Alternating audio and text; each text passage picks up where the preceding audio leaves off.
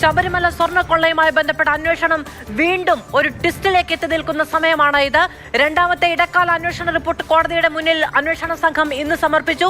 അതുമായി ബന്ധപ്പെട്ട് അതിനുശേഷമുള്ള ഉത്തരവ് കോടതി പറഞ്ഞുകൊണ്ടിരിക്കുകയാണ്. അല്പസമയത്തിനകം അതിലെ ഔദ്യോഗികമായ വിശദാംശങ്ങൾ നമുക്ക് ലഭ്യമാകും. കോടതി വിധി കടന്നു പോകുന്നത് ഇവയിൽ കൂടിയൊക്കെയാണ്. വാതിൽ കൊണ്ടുപോയതിൽ ഈ പറയുന്ന ദ്വാരപാലക ശില്പത്തിന്റെ പാളികൾ കൊണ്ടുപോയതിനു മുൻപ് ആണ് കട്ടളപ്പടിയുമായി ബന്ധപ്പെട്ട സ്വർണ്ണക്കൊള്ള നടന്നത്. അതിനു മുൻപായിട്ടാണ് ഈ ശബരിമല ശ്രീകോവിലിന്റെ വാതിൽ ഉണ്ണികൃഷ്ണൻ പോറ്റി അടക്കമുള്ളവർ കൊണ്ടുപോയത്. ആ വാതിൽ കൊണ്ടുപോയതിൽ ഗുരുതരമായ ക്രമക്കേടുകൾ ചൂണ്ടിക്കാണിക്കുകയാണ് കോടതി. വിനിൽ വിവരങ്ങളുമായി നമ്മളോടൊപ്പമുണ്ട്. വിനിൽ, വിവിധ ഘട്ടങ്ങളിലായി ശബരിമലയിലെ അമൂല്യമായ സ്വർണത്തിൽ അതിന്റെ വിശ്വാസ മൂല്യത്തിലൊക്കെ ലക്ഷ്യം വെച്ചുള്ള കൊള്ളയുടെ കണക്കുകൾ കോടതി മനസ്സിലാക്കുകയാണ്. മാധു, കോടതി സംശയിക്കുന്നത് ശബരിമലയിലെ അമൂല്യ വസ്തുക്കൾ ഈ സംഘം, അതായത് ഇതൊരു വലിയ നെക്സസ് ആണ്, ഉണ്ണികൃഷ്ണൻ പോറ്റിയും കൂട്ടാളികളും ആ സംഘത്തിന് ആഗോളതലത്തിൽ പ്രവർത്തിക്കുന്ന മറ്റെന്തെങ്കിലും സംഘവുമായി ബന്ധമുണ്ടോ തുടങ്ങിയ സംശയങ്ങൾ പോലും മുന്നോട്ട് വയ്ക്കുകയാണ്. അതായത് ഇത് ഇവിടുത്തെ അമൂല്യ വസ്തുക്കൾ പുറത്ത് കടത്തിയിട്ടുണ്ടോ എന്നതാണ് കോടതിക്ക് അറിയേണ്ടത്. കാരണം ഇതിന്റെയൊക്കെ റിപ്ലിക്ക ഉണ്ടാക്കാനുള്ള ഒരു അവസരം പോറ്റിക്ക് നൽകി എന്നതാണ് ഹൈക്കോടതി ചൂണ്ടിക്കാണിക്കുന്നത്. കാരണം ഇതെല്ലാം അഴിച്ച് നേരെ പോറ്റിയുടെ കയ്യിൽ കൊടുത്തുവിടുകയാണ്. ശബരിമലയിലെ ശ്രീകോവിലിന്റെ വാതിൽ അഴിച്ചു കൊടുത്തുവിടുന്നു.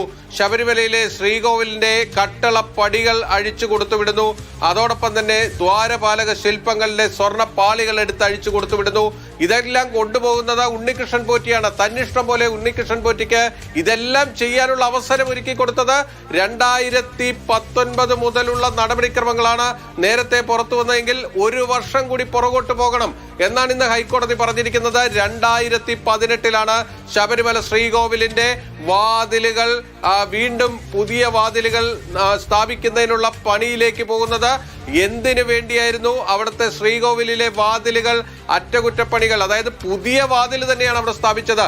ആരാണ് ആ വാതിൽ മാറ്റാനായി ആദ്യ കത്തെഴുതുന്നത് തുടങ്ങിയ കാര്യങ്ങളാണ് ഇനി പരിശോധിക്കേണ്ടത്. ഇതിന് പിന്നിലുള്ളത് അവിടെ നിന്ന് കൊടുത്തുവിടാനുള്ള സന്നിധാനത്തിന് പുറത്ത് കൊണ്ടുപോകരുത് എന്ന് മാനുവൽ ലംഘിച്ച് കൊടുത്തുവിടാൻ കാരണം പറഞ്ഞത് ഇത് കൊണ്ടുപോയി നന്നാക്കാനേ കഴിയുള്ളൂ, അവിടെ വെച്ചിത് അറ്റകുറ്റപ്പണി നടത്തുന്നതിൽ സാങ്കേതിക തടസ്സമുണ്ട് എന്നുള്ളതാണ്. പുതിയ വാതിൽ പണിയാണെങ്കിൽ അത് പണിഞ്ഞു കൊണ്ടുവന്നാൽ മതിയല്ലോ, പഴയത് കൊണ്ടുപോകേണ്ടതില്ല.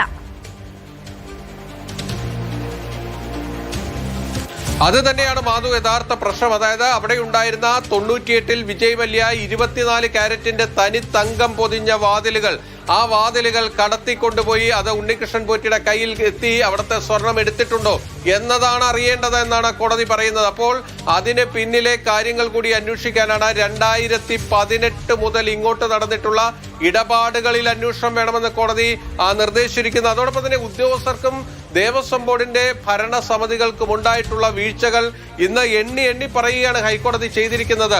അവിടെ ഒരു കൃത്യമായ ദേവസ്വം മാനുവലുണ്ട്, ചട്ടങ്ങളുണ്ട്, നിയമങ്ങളുണ്ട്.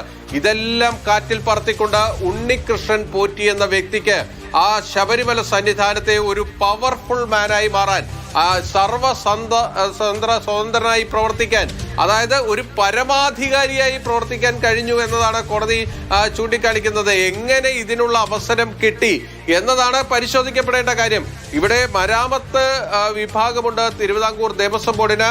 അവർ നേരിട്ട് മേൽനോട്ടം ചെയ്ത് പ്രവർത്തിക്കേണ്ട കാര്യങ്ങളുണ്ട്. അവർ നേരിട്ട് മേൽനോട്ടം ചെയ്ത് പ്രവർത്തിക്കേണ്ട കാര്യങ്ങൾ ഉണ്ണികൃഷ്ണൻ പോറ്റിയുടെ കയ്യിൽ കൊടുക്കുന്നു. ഉണ്ണികൃഷ്ണൻ പോറ്റി അതിൽ ഇഷ്ടമുള്ള രീതിയിൽ പ്രവർത്തിക്കുന്നു. അവിടെ നമ്മൾ ശ്രദ്ധിക്കേണ്ട ഒരു കാര്യം, ഈ 2019 ദേവസ്വം ബോർഡ് പ്രസിഡന്റ് അടക്കമുള്ളവരെ ക്ഷണിച്ചുകൊണ്ട് ഉണ്ണികൃഷ്ണൻ പോറ്റി ഒരു കത്തയക്കുകയാണ്. ചെന്നൈയിലേക്ക് വരൂ, സ്മാർട്ട് ക്രിയേഷൻസിലെ ഈ സ്വർണ്ണം പൂശലൊക്കെ നിങ്ങൾക്ക് നേരിട്ട് കാണാം, ഇവിടെ നിങ്ങൾക്ക് താമസിക്കുന്നതിനും മറ്റുമുള്ള എല്ലാ സൗകര്യങ്ങളും ഞാൻ ഒരുക്കി തരാം, നേരെ ഇങ്ങോട്ട് വരൂ. ആതിഥേയത്വം വഹിച്ചുകൊണ്ട് ഉണ്ണികൃഷ്ണൻ പോറ്റി ക്ഷണിക്കുകയാണ് ശബരിമലയിലെ പ്രധാനികളെ, അതായത് ദേവസ്വം ബോർഡ് പ്രസിഡന്റ് അടക്കമുള്ള ആളുകളെ ക്ഷണിച്ചു വരുത്തുകയാണ്. അവർക്കെല്ലാം ആവശ്യമായ എല്ലാ കാര്യങ്ങളും ചെയ്തു കൊടുക്കാൻ തയ്യാറാണെന്ന് പറയുകയാണ്. പക്ഷേ അവർ ആരൊക്കെ പോയി എന്നതടക്കമുള്ള കാര്യങ്ങൾ കിട്ടുന്നില്ല എന്നുള്ള വലിയ തത്വം എപ്പോഴും നമ്മൾ പറയുന്നതാണ്. എവിടെയെങ്കിലും ലാഭ കണ്ണ് വെച്ചുകൊണ്ട് ലക്ഷങ്ങൾ ചെലവഴിക്കാൻ ആരെങ്കിലും വരുമ്പോൾ അവർക്ക് മുന്നിൽ അതിന് എല്ലാത്തിനും എസ് പറഞ്ഞുകൊണ്ട് നിൽക്കുന്ന ഉദ്യോഗസ്ഥ സംവിധാനമാണ് എപ്പോഴും ഈ പ്രശ്നങ്ങളെല്ലാം ക്ഷണിച്ചു വരുത്തുന്നത്. കോടതിയുടെ ഭാഗത്തുനിന്ന് നിർണായകമായ തീരുമാനങ്ങൾ വന്നുകൊണ്ടിരിക്കുകയാണ്.